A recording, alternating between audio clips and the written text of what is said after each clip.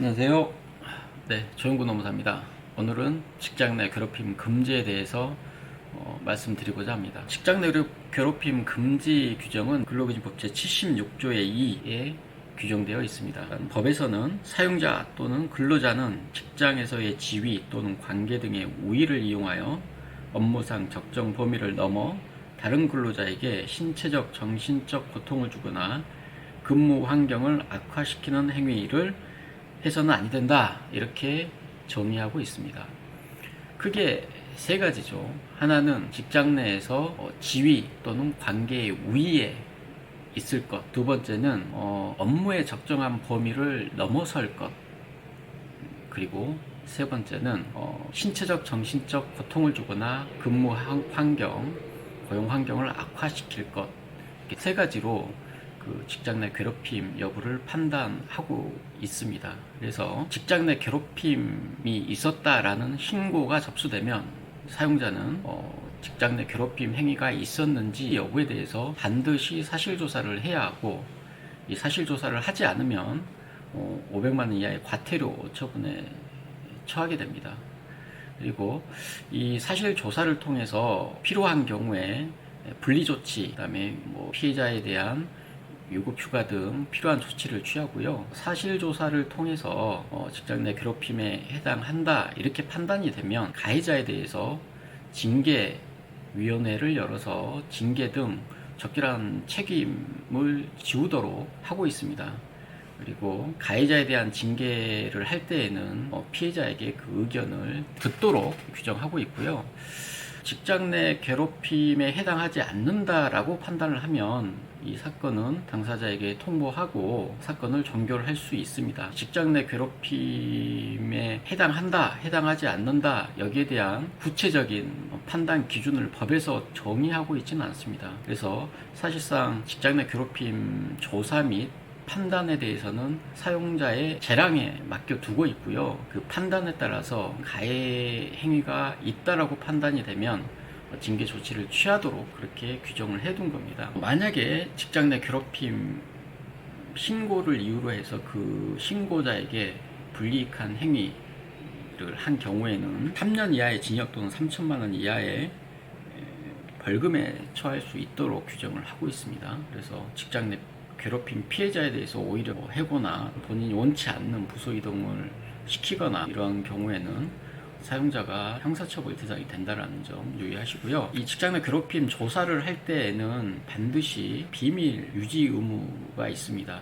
그래서 이 직장 내 괴롭힘을 조사한 조사 행위자, 또 보고를 받은 자, 참고인, 당사자 등은 이 피해자의 의사에 반해서 다른 사람이 알게 하거나 이렇게 해서는 안 되고요. 규정을 위반했을 경우 500만 원 이하의 과태료 처분에 처할 수 있다라는 점에 주의하시기 바랍니다. 그리고 사용자가 직접 또는 사용자의 친족인 사촌 이내의 혈족, 그다음에 사촌 이내의 인척, 그다음에 사용자의 배우자인 근로자가 직장 내 괴롭힘의 가해자가 된 경우에는 1,000만 원 이하의 과태료 처분, 1,000만 원 이하의 과태료 처분에 처할 수 있다라는 점 유의하시고요. 그 나머지 근로자의 직장 내 괴롭힘 가해 행위에 대해서는 사용자가 조사를 하고 거기에 대해서 징계 책임을 물을 수 있도록 해놨습니다. 직장 내 괴롭힘의 고의성이라든가 그 중대성에 따라서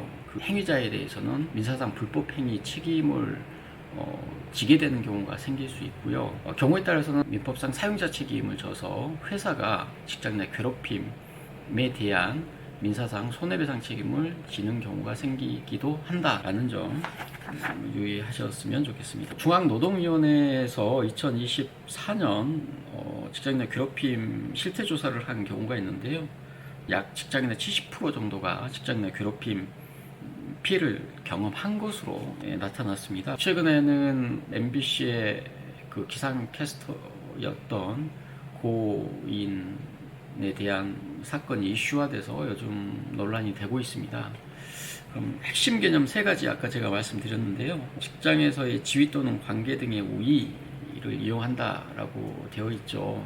근데 반드시 상사여야 할 필요는 없습니다.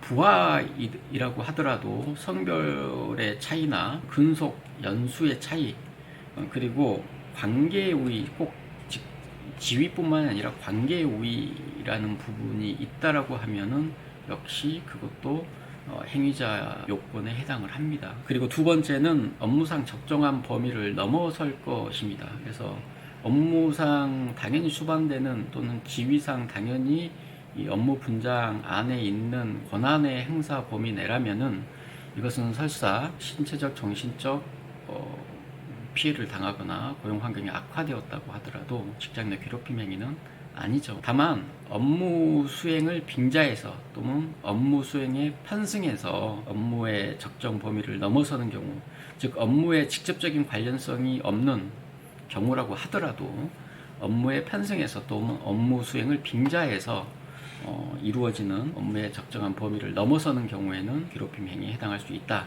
그리고 신체적, 정신적 고통을 주거나 근무 환경을 악화시키는 경우는 일반 평균인을 기준으로 평가를 하게 됩니다. 그래서 개인차가 조금 있을 수는 있는데 통상 평균인의 입장에서 봤을 때 반드시 의료진의 진단서가 첨부되어야 하는 것은 아니고요. 사회 통념상 충분히 그러한 고통을 입을 수 있다라고 평가될 수 있다면 직장 내 괴롭힘에 해당할 수 있습니다.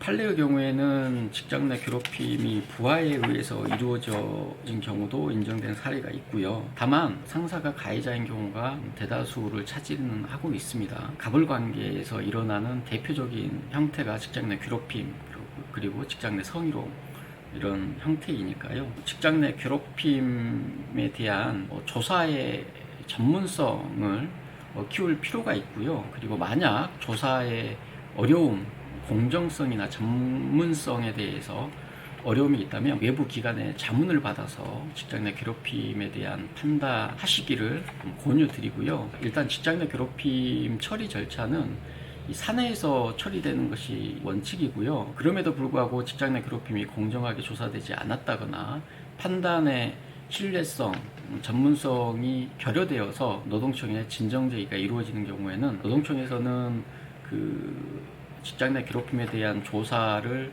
하고 거기에 대한 결과 보고서를 제출하라고 회사 쪽에 행정 지도를 하게 되는데요. 이런 경우에 노무사분들이나 외부 전문 기관에 자문을 받아서 결과 보고서를 제출하도록 요청하는 경우가 많아요.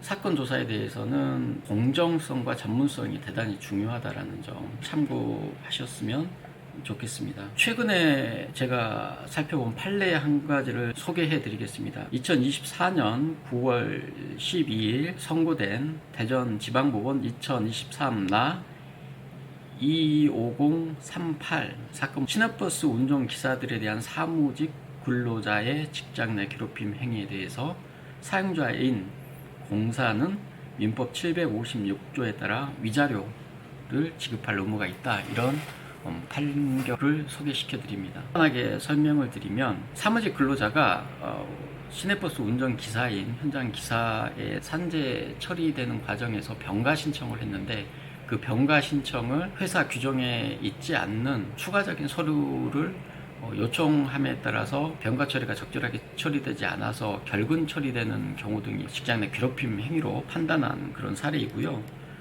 이 사례와 관련해서는 블로그에 이 판결 전문을 올려놨으니까 궁금하신 분들은 참고하시면 좋겠습니다. 감사합니다.